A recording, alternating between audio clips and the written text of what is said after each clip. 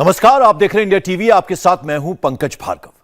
प्रधानमंत्री नरेंद्र मोदी के बारे में दिल्ली के मुख्यमंत्री अरविंद केजरीवाल ने आज फिर एक एजेंडा चलाया।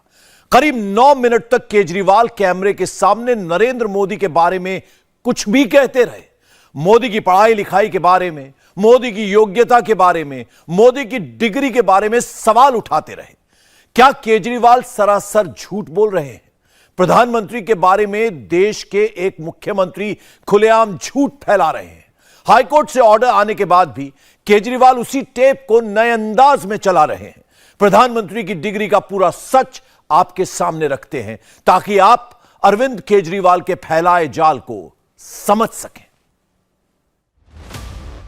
ये रही नरेंद्र मोदी की दिल्ली विश्वविद्यालय से ग्रेजुएशन की डिग्री। नाम पढ़ लीजिए, साल नोट कर लीजिए, डिवीजन देख लीजिए, कुलपति के हस्ताक्षर देख लीजिए।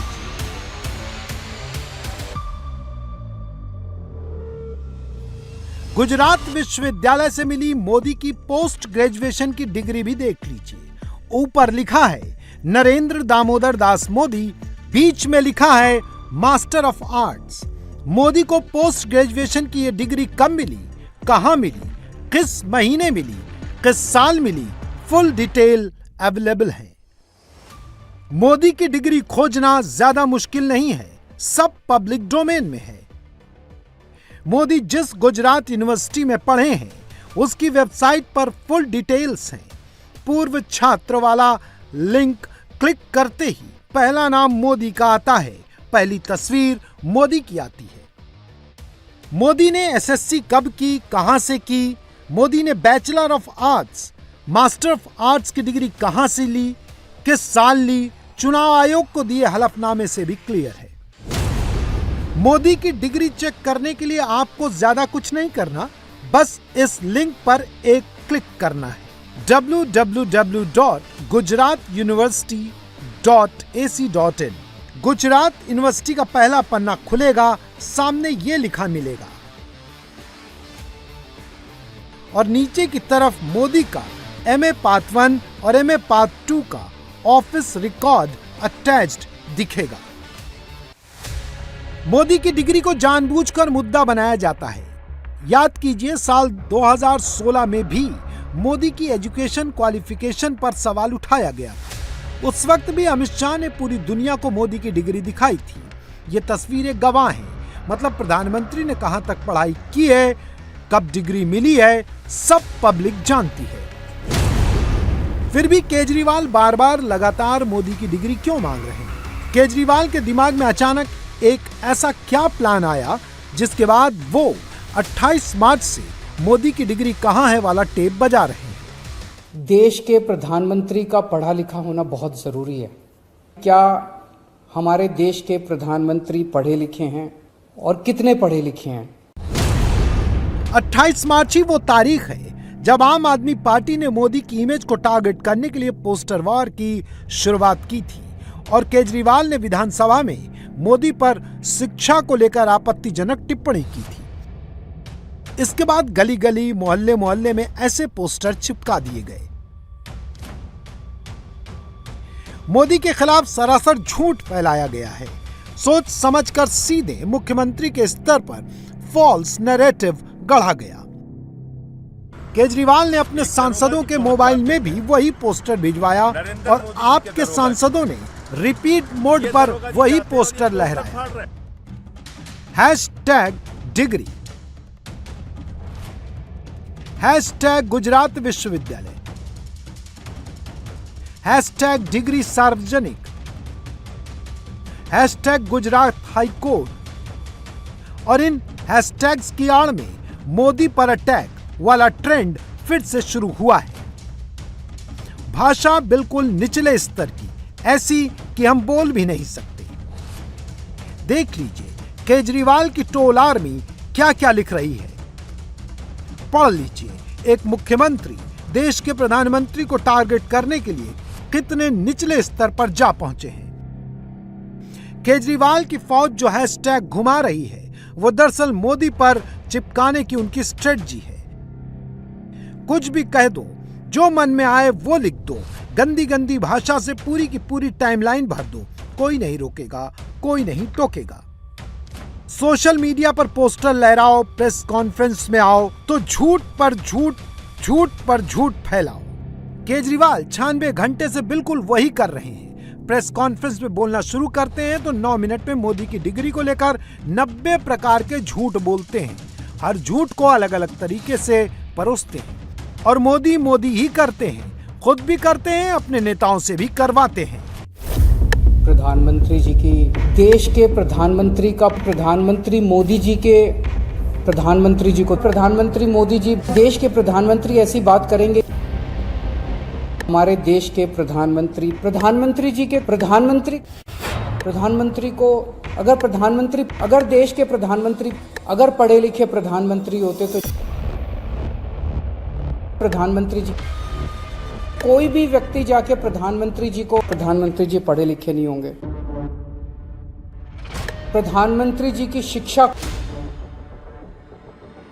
प्रधानमंत्री जी कितने पढ़े लिखे हैं। अगर प्रधानमंत्री जी भारत के प्रधानमंत्री मोदी हटाओ, नरेंद्र मोदी, मोदी हटाओ, देश बचाओ। भारत के प्रधानमंत्री नरेंद्र मोदी, प्रधानमंत्री जी नरेंद्र मोदी, देश के प्रधानमंत्री नरेंद्र मोदी, प्रधानमंत्री नरेंद्र मोदी, भारत के प्रधानमंत्री, अनपढ़ प्रधानमंत्री, गैर पढ़े लिखे प्रधानमंत्री, भारत के प्रधानमंत्री। ये तो भारत के प्रधानमंत्री की हालत है। अनपढ़ प्रधानमंत्री है। अनपढ़ प्रधानमंत्री के होने का खामियाजा भुगतता रहेगा। अनपढ़ प्रधानमंत्री। मोदी जी ने दरोगा से कहा, जाके पोस्टर फाड़ो।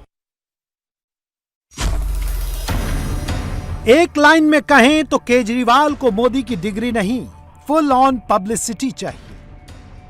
केजरीवाल की डिग्री वाले बोल तो सिर्फ एक पॉलिटिकल टूल है और वो इस टूल का इस्तेमाल आज से नहीं 2016 से ही करते आए हैं, मगर ये कहानी उससे भी पहले की। काशी की 2014 की तस्वीर याद कीजिए। तब मोदी ने भी नॉमिनेशन फाइल किया था, केजरीवाल ने भी फाइल किया था। दोनों ने अपने अपने हलफनामे में अपनी एजुकेशन क्वालिफिकेशन की डिटेल्स दी थी। मोदी के पास कौन सी डिग्री है सबको पता था, पूरा देश जानता था।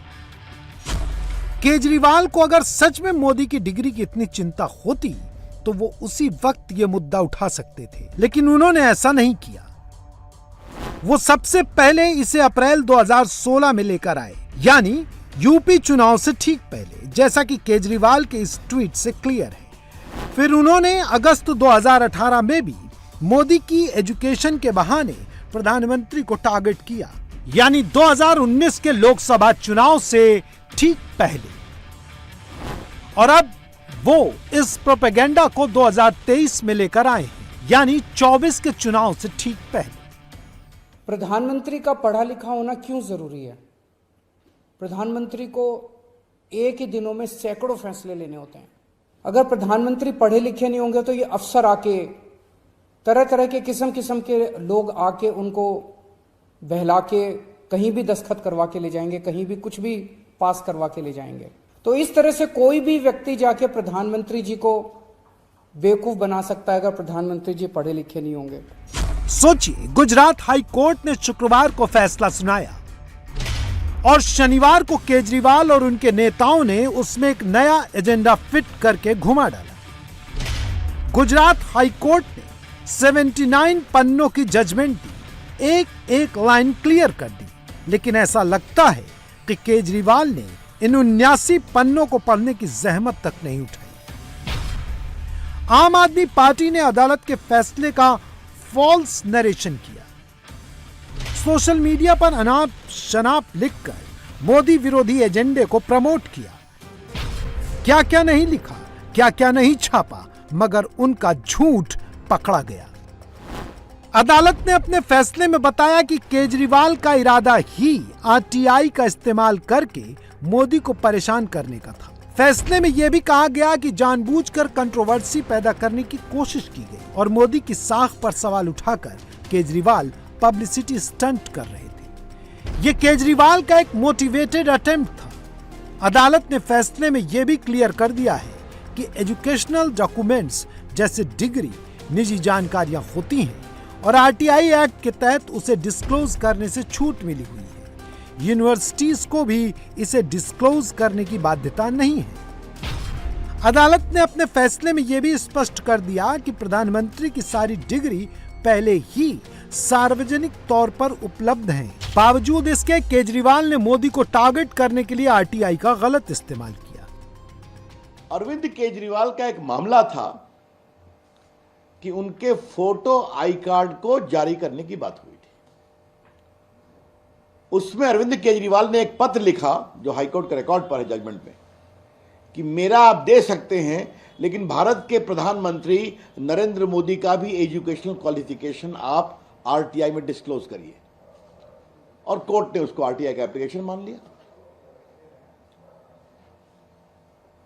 इस बात को फिर समझना जरूरी है कि गुजरात यूनिवर्सिटी के साइट पर नरेंद्र मोदी का एजुकेशनल क्वालिफिकेशन डिग्री है, बाकी की भी है, लेकिन अरविंद केजरीवाल जी ने इसको एक मोटिवेटेड तरीके से विषय बनाया। श्रीमान अरविंद केजरीवाल इधर बहुत दिन से प्रधानमंत्री के शैक्षणिक योग्यता का विषय उठा रहे थे, आपने देखा होगा। कोर्ट ने पैराग्राफ 22, 23, 24, 25 में इस बात को विस्तार से एनालाइज किया है कि ये मोटिवेटेड रूप से ये पूरा आवेदन दिया गया था। यानी केजरीवाल ने जानबूझकर सनसनी फैलाने की कोशिश की, हर बार अदालत का वक्त जाया किया, इसलिए उन्हें जुर्माना भरना पड़ा। लेकिन अकड़ अभी भी नहीं गई है। अब वो हाई कोर्ट पर ही सवाल खड़े कर रहे हैं, अभी भी झूठा टेप ऑन किए बैठे हैं। हाई कोर्ट के ऑर्डर ने प्रधानमंत्री जी की शिक्षा को लेकर जो संशय था वो और बढ़ा दिया है। इस बात का लोगों को जवाब नहीं मिल पाया कि प्रधानमंत्री जी कितने पढ़े लिखे हैं। अगर डिग्री है और वो सही है तो डिग्री दिखाई क्यों दी क्यों नहीं जा रही? गुजरात विश्वविद्यालय, दिल्ली विश्वविद्यालय डिग्री क्यों नहीं दे रहे? उनकी जानकारी क्यों नहीं दे रहे? तो लोगों के मन में दो ही आंसर है क्यों नहीं दे रहे। एक ही हो सकता है इसलिए नहीं दे रहे क्योंकि अहंकार है कि मैं क्यों दूं, मेरी डिग्री मांगने वाले ये कौन होते हैं, इनकी औकात क्या है। और दूसरा प्रश्न जनता के मन में ये उठ रहा है कि डिग्री इसलिए नहीं दे रहे क्योंकि डिग्री हो सकता है फर्जी हो, डिग्री हो सकता है नकली हो। और ये नहीं समझ में आता कि अगर प्रधानमंत्री जी दिल्ली विश्वविद्यालय से पढ़े, गुजरात विश्वविद्यालय से पढ़े, तो गुजरात विश्वविद्यालय को तो सेलिब्रेट करना चाहिए कि हमारा लड़का जो है वह देश का प्रधानमंत्री बन गया। दिल्ली विश्वविद्यालय को तो सेलिब्रेट करना चाहिए कि वो उनकी डिग्री को छुपाने की कोशिश कर रहे हैं। ये कुछ और नहीं, केजरीवाल की हिट एंड रन पॉलिसी है और हर बीतते सेकंड के साथ उनकी पार्टी की भाषा का स्तर नीचे गिरता जा रहा है।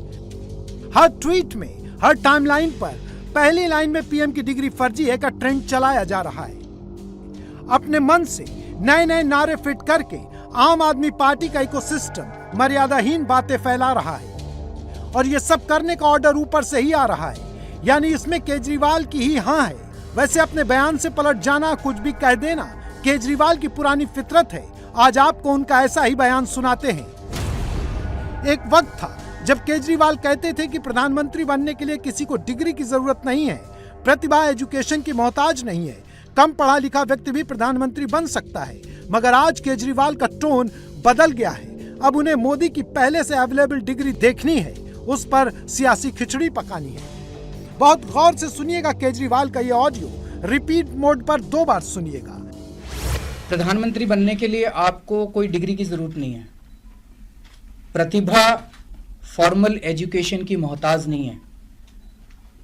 कम पढ़ा लिखा व्यक्ति जिसने कम शिक्षा प्राप्त की हो फॉर्मल एजुकेशन में, वो भी बहुत प्रतिभावान हो सकता है। अन्ना हजारे जी की एजुकेशन फॉर्मल एजुकेशन नहीं है, पर वो कितने ज्ञानी व्यक्ति हैं। प्रधानमंत्री का पढ़ा लिखा होना क्यों जरूरी है? प्रधानमंत्री को एक ही दिनों में सैकड़ों फैसले लेने होते हैं, विज्ञान से संबंधित, अर्थव्यवस्था से संबंधित।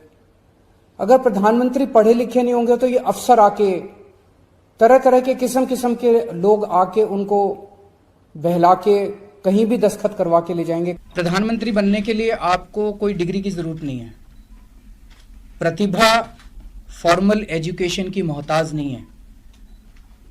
कम पढ़ा लिखा व्यक्ति जिसने कम शिक्षा प्राप्त की हो फॉर्मल एजुकेशन में, वो भी बहुत प्रतिभावान हो सकता है। अन्ना हजारे जी की एजुकेशन फॉर्मल एजुकेशन नहीं है, पर वो कितने ज्ञानी व्यक्ति हैं। प्रधानमंत्री का पढ़ा लिखा होना क्यों जरूरी है?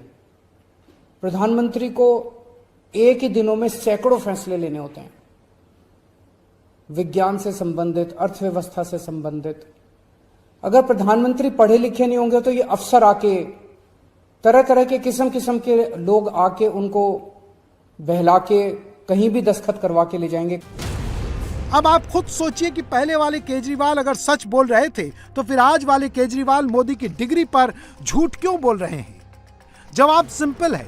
दिल्ली की अदालत ने शराब घोटाला केस में मनीष सिसोदिया को आपराधिक साजिश का सूत्रधार बता डाला है और अब इस घोटाले की आंच सीधे केजरीवाल की तरफ आती दिख रही है। इसलिए हर रोज मोदी के खिलाफ नई नई स्क्रिप्ट फिट हो रही है। आम आदमी पार्टी, जिसका भ्रष्टाचार अब पूर्णतः स्थापित होता जा रहा है, वह जिस निम्नता तक जाती चली जा रही है, वो सिर्फ कष्ट देने वाला नहीं, आक्रोश देने वाला भी है। जो अपने को कट्टर ईमानदार कहते थे, वो अब भ्रष्टतम भ्रष्ट सिद्ध होते जा रहे हैं। इसलिए कोई ना कोई तो स्वांग रचना ही है। इसलिए यह विषय जिसको लेकर एक बार फिर उनको गुजरात में कोर्ट से फटकार लगी है, ये ऐसे व्यक्ति हैं जो एक नहीं अनेक बार कोर्ट के द्वारा डांट फटकार पा चुके हैं। विषय प्रधानमंत्री जी की डिग्री का नहीं था, विषय तो इनके भ्रष्टाचार का था। ये उसके ओट में उसे छुपाना चाहते थे और इसीलिए ये इस प्रकार का स्वांग रचना कि जो चीज पब्लिक डोमेन में है, जो चीज यूनिवर्सिटी की वेबसाइट पे है, उसे मांगने के लिए कोर्ट में जाना।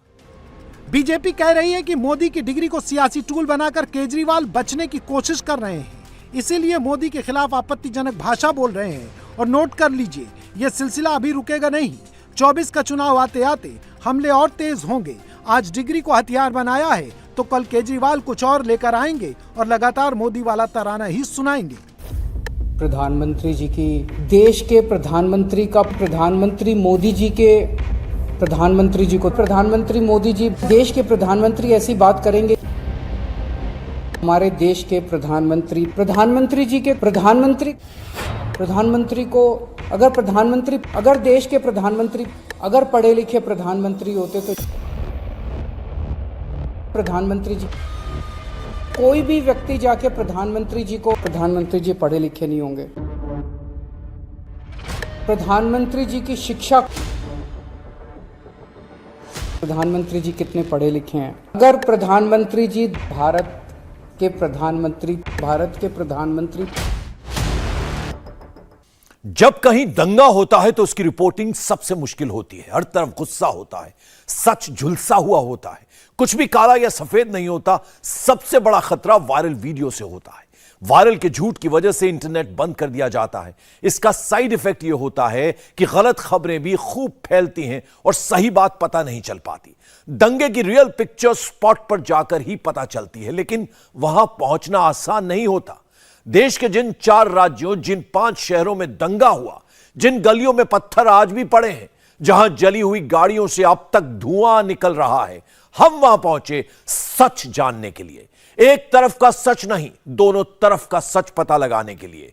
हम हिंदू बस्तियों में भी गए, मुस्लिम मोहल्लों में भी गए, उन गलियों में भी गए जो दंगा गली के नाम से बदनाम हैं, उन मस्जिदों में भी गए जहां से पत्थर चले, उन जगहों पर भी गए जहां डीजे बजे। हमने इन दंगों पर बड़ी ही मेहनत से, बहुत खतरे उठाकर एक रिपोर्ट तैयार की है। इस रिपोर्ट को आप जरूर देखिए, आपको सच के सबसे करीब लेकर जाएगी। 2 दिन, 5 शहर, हिंसा और उपद्रव, पत्थरबाजी हुई, आगजनी की गई, बमबाजी हुई, दुकानों को टारगेट किया गया, घरों को निशाना बनाया गया।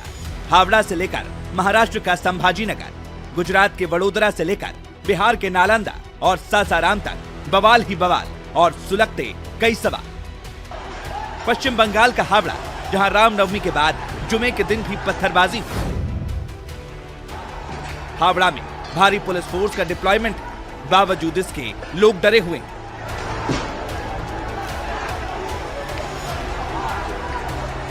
अजय जी, यहाँ पर क्या है अभी फिलहाल हालात देखिए, अभी तो शांति है लेकिन तनाव बना हुआ है। अच्छा। हाँ, तनाव है। अच्छा। हम लोग यहाँ के लोकल हैं, प्रॉपर हैं।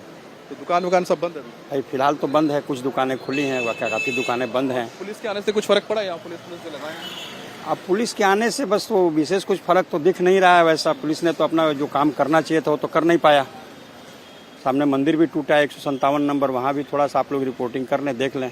अच्छा। पंचशील अपार्टमेंट के सामने।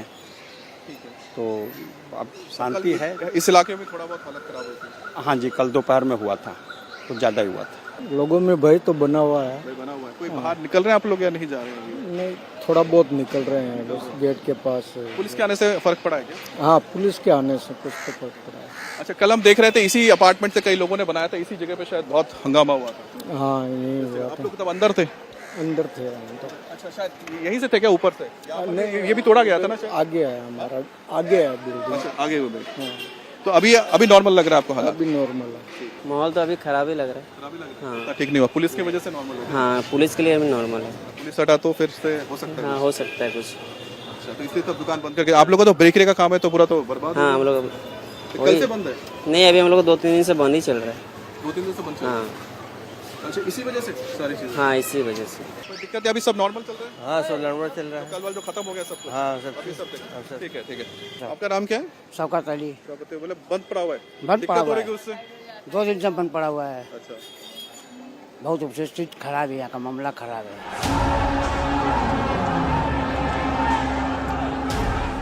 हावड़ा में 2 दिन में जितना उपद्रव हुआ, जितना उत्पात हुआ, उससे लोग सहमे हुए हैं। पत्थरबाजों ने शिवपुर में पंचशील अपार्टमेंट के पास एक मंदिर पर भी पत्थरबाजी की। उसका सबूत भी वीडियो में रिकॉर्ड है। चश्मदीद गवाह हैं। वो हिंदू का दुकान है पूजा का। अब मंदिर में पत्थर मारा, मंदिर के अंदर पत्थर मारा। देखिए, पुलिस साथ में चल रही है। देखिए, पुलिस कुछ नहीं कर रही है। मंदिर वाले का दुकान तोड़ दिया। सील में पत्थर मारा जानबूझ के। सील में पत्थर मारा जानबूझ के। हिंदू का दुकान तोड़ रहा है। गेट के तोड़ने की कोशिश कर रहे थे। उसी मंदिर की ये आज की तस्वीर है। अभी भी ईंट पत्थर मंदिर में पड़े हैं। उपद्रवियों ने मंदिर पर पत्थरों की बरसात कर दी थी। इधर भी जो हुआ है, इधर का लोकल स्थानीय आदमी नहीं किया, सब बाहर का आदमी करके किया। अच्छा, सब वहाँ कौन, कोई पता लगा कौन? जिस दिन झमेला हुआ है सब आया रहा लोग। रामनवमी का जिस दिन जुलूस जा रहा था उसी दिन पत्थर नीचे से यहाँ बिल्डिंग में देखिए पूरा शीशा डैमेज है। इधर आइए दिखला रहे आपको, बिल्डिंग पे देखिए सब शीशा मार मार के डैमेज कर दिया लोग। यहाँ पे मारा है लोग, इस बिल्डिंग पे भी मारा है लोग, समझ गए। जहाँ तक देखिए पूरा गली में भी, मंदिर का भी गली में मारा है, मंदिर में भी पत्थर मारा है लोग। पुलिस अपना जहाँ तक हो सका पुलिस से किया, लेकिन फेलियर था। अच्छा। क्योंकि आतंकी बहुत ही ज्यादा थे। अभी तो पता नहीं लग रहा ना, अचानक से वापस शुरू हो जाता है। अच्छा। रामनवमी का जुलूस तो आराम से निकल रहा था। अब बार बार मीडिया में दिखा रहा है हथियार लेके चले, तो भाई हथियार तो ताजिया में भी लेके चलते हैं। तो हथियार लेके किसी पे आक्रमण तो नहीं किया। छत के ऊपर से पत्थरबाजी हो रहा है, जो बार बार मीडिया में दिखा रहा है, उसके विषय में तो कोई नहीं बोल रहा। छत के ऊपर से जुलूस पे पत्थरबाजी करने का क्या औचित्य है? पुलिस बीच में खड़ा है, पुलिस उनको हटा भी नहीं रहा है। पुलिस को भी तो अपना काम दोनों तरफ करना चाहिए ना। एक तरफा काम हो रहा है जो देखने से लग रहा है, जितना वीडियो हम लोग देख पा रहे हैं। यहाँ तो पूरी मारवाड़ी बिल्डिंग है, हिंदुओं की बिल्डिंग है। यहाँ अगर जुलूस नहीं निकलेगा तो कहाँ कोई अंदर गली से निकलेगा? 100 मीटर हम लोग जिक्र कर रहे हैं, फिर वो उस जगह पे था जो हम नहीं, तो इंडिया में 100 मीटर होता क्या है? ये कोई हम बॉर्डर पे थोड़ी ना खड़े हैं कि ये 100 मीटर इधर है 100 मीटर उधर है। कोई बॉर्डर पे थोड़ी ना खड़े हैं हम लोग कि 100 मीटर में मत जाओ। हम लोग तो शिवपुर में थे, तो इधर में इतना से लेके मथी कुंडल बागान के बीच में झमेला हुआ। हम लोग उधर में थे। हम लोग देखे कि पब्लिक भाग रहा है, क्यों भाग रहा है हम लोग को पता नहीं। हम लोग को रोका जा रहा है कि मत भागो, लेकिन फिर भी पब्लिक इधर में मुस्लिम लोग पत्थरबाजी किया, उसका वजह से भागदौड़ हुआ। मुस्लिम लोग ऐसे नहीं करता तो भागदौड़ नहीं होता। देखिए, हम लोग का इतना शुभ दिन है, रामनवमी का त्यौहार, हम लोग इतना शांति से मना रहे थे। हम लोग कभी मुसलमान लोग का कोई रमजान, कोई ईद, कोई चीज में हम लोग कोई खलल नहीं डालते, लेकिन उन लोग को क्या जरूरत है हम लोग को ऐसे करने का? वो अपने अपने घर पर ही थे, उस टाइम में ये हुआ था। क्योंकि पिछले साल जो हुआ था ना, वो अपने को अनुभव था, एक्सपीरियंस था कि कुछ भी हो सकता है, और वही हुआ। तो आप लोग जैसे कि आप दुकान चलाते हैं, नौकरी करते होंगे, तो बंद पड़ा हुआ है? तो वो तो बंद था 2 दिन। अब खोल पाए? अब तो खुला हुआ है। देखिए ना, माल लेके जा रहे हैं, वापस माल लेके चले आ रहे हैं, कोई बिक्री नहीं है, डर से हमारे। बात करके आ रहा हूं। ये जो हम जिक्र कर रहे थे ना कि जब इस तरह के हालात बनते हैं तो सबसे ज्यादा मार जो पड़ती है उस इंसान को पड़ती है जो रोज निकलता है अपना काम। सर ये तो रोज बेचने वाला, रोज कमाने वाला, वही लोगों पर असर पड़ते हैं। बाकी जो बड़े लोग हैं उन लोगों का तो कोई फर्क पड़ता ही नहीं है। ये हम लोग का ही परेशानी है रोज का। देखिए ना, दोनों आदमी हम लोग मिलके जाते हैं, दोनों आदमी मिलकर। हिंदू हो या मुसलमान, रामनवमी पर क्या, जुमे के दिन क्या हुआ, सबकी अपनी अपनी दलील है, अपने अपने दावे हैं। ये सब लोग यहीं के रहने वाले हैं, एक दूसरे को जानते हैं। सबकी बातों में एक बात क्लियर कट पता चल रही है कि रामनवमी के दिन से जुमे के दिन तक प्रशासन का फेलियर रहा। पुलिस लोगों को सुरक्षा देने में फेल रही है। सब अभी भी दहशत में इतने कि आज भी काम पे नहीं जा रहे भाई, घर वालों की रक्षा के यहाँ से लेकर आप वहाँ तक अभी भी सब सारे शॉप्स अभी भी क्लोज्ड ही है, अभी भी कोई नहीं खोल रहा है, अभी भी सब डर है, सबको डर है। हाँ, ये कल इतनी पुलिस थी, डिप्लॉयमेंट थी कल? हाँ थी ना, उसके बावजूद भी हुआ। हाँ, क्योंकि हमने आज देखा कि हर एक मोड़ पे पुलिस है। एक्चुअली सब पूरी गवर्नमेंट की नाकामी है। जो ये लास्ट ईयर भी इस तरह का झमेला हुआ था, उसके बाद भी इस ईयर लोग का कंट्रोल नहीं कर पा रहे हैं। 2 दिन हो गए कहते होते, आज हम लोग ऑफिस भी नहीं जा पा रहे कल से। कल हम लोग सब आधे ऑफिस चले गए थे, आधे घर में थे। अचानक यहाँ से एक हुजूम आया, बच्चे लोग थे, सब बच्चे लोग थे, गेट में चढ़ के गेट तोड़ के अंदर घुस गए। अंदर घुस के पत्थरबाजी किए हैं। फिर कोई इन्हीं में से कोई एक बुजुर्ग इंसान, मौलवी थे या कोई थे, वो खुद ही बच्चा लोग को लेके अंदर से बाहर निकलवाए। निकलो निकलो, चलो बाहर निकलो करके वो लोग फिर बाहर निकले। कल जुम्मे के दिन था।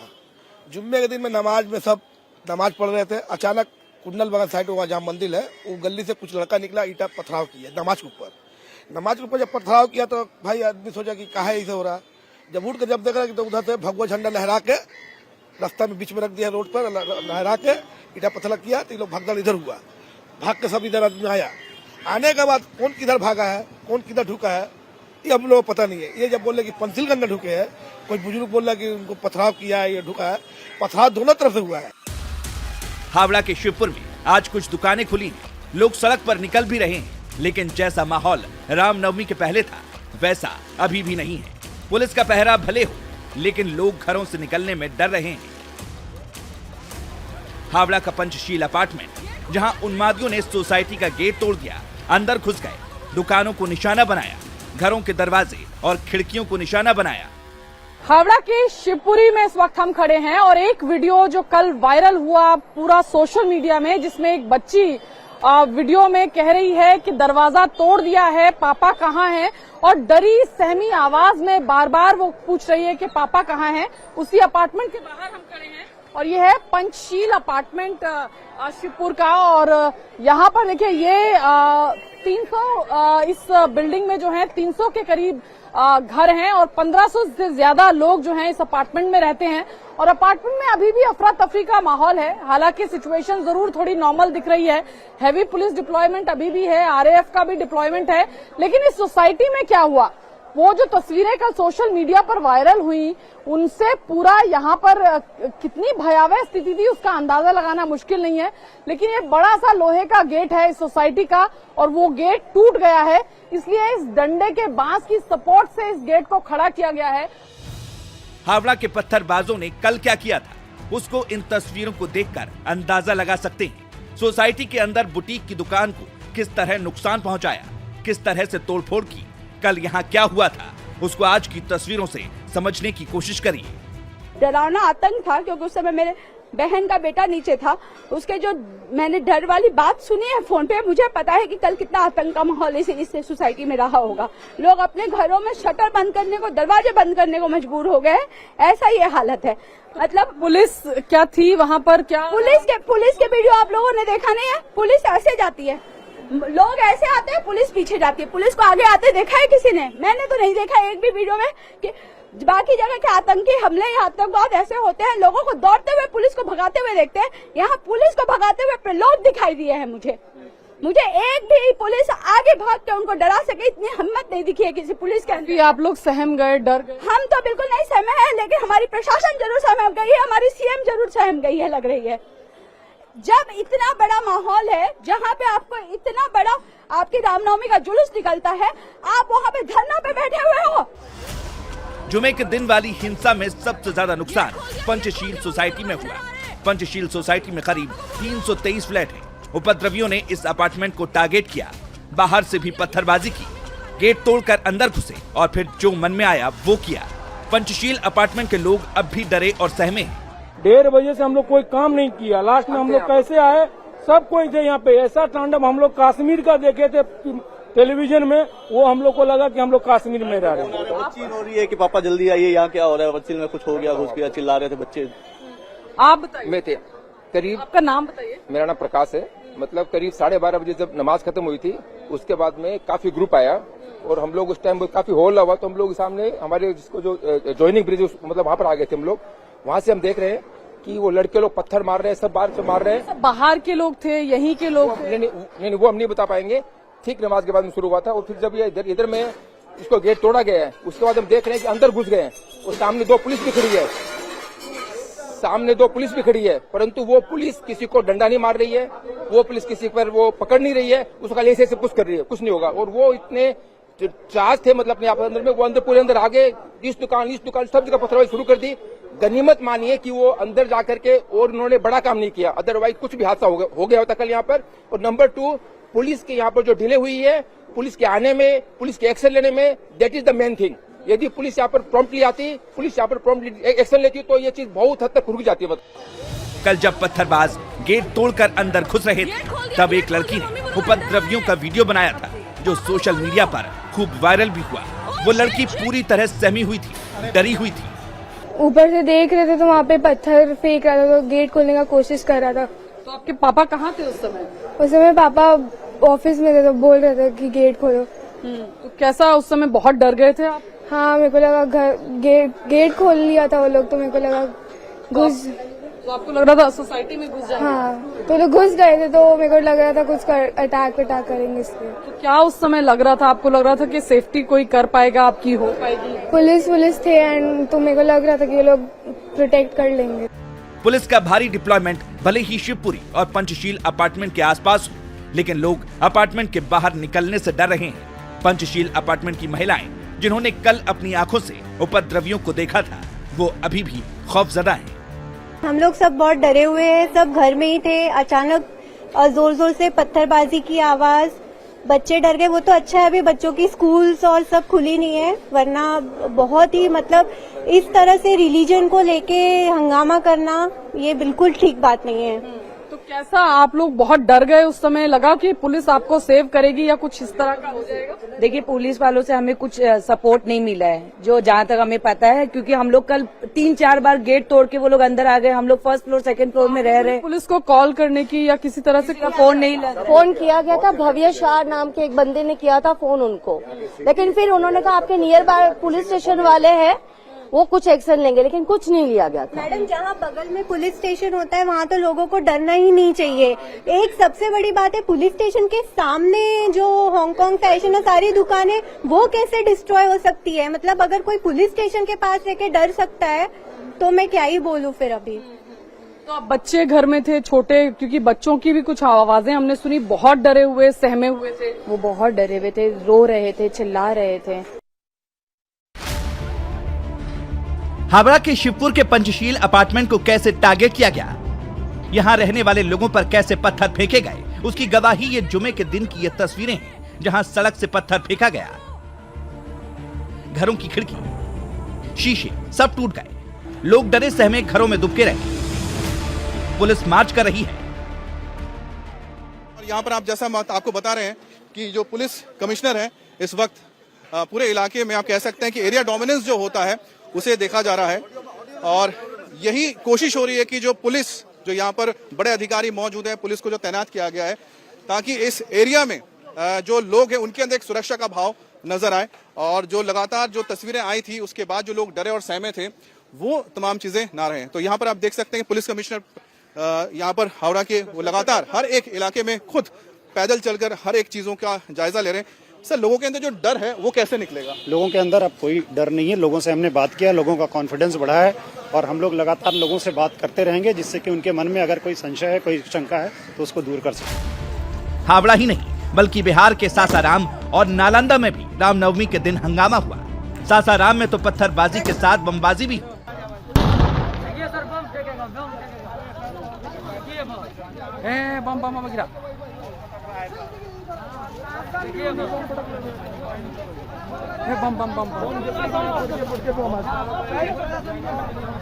ये जो जुलूस निकल रहा था उसी में इन लोग ने अपना अथराव पथराव कर दिया जुलूस पर जी। और ये एक मोटरसाइकिल लेकर एक लड़के जा रहे थे, सब इधर से झंडा लिए हुआ था, उस सबों को भी मार पीट दिया सब कि झंडा इधर से तुम्हारा इधर का रूटे नहीं है तो तुम इधर से काहे ला जा रहा है। तो सबसे बड़ी बात है कि रामनवमी का समय है तो कोई भी बच्चा कोई भी गली से अगर जा सकता है तो आप उसको क्यों बोल सकते हैं? हम तो ये बता सकते हैं थोड़ा सा गलती किया है मुस्लिम लोग, यही सब मतलब बम पड़ाका सब मार रहा था, हिंदू लोग के बम पर सब बम छोड़ रहा था, बम से भगा रहा था, यही सब था। क्या नाम है आपका? मेरा नाम सोनू कुमार है। क्या देखा आपने, ये अचानक हिंसा कैसे शुरू?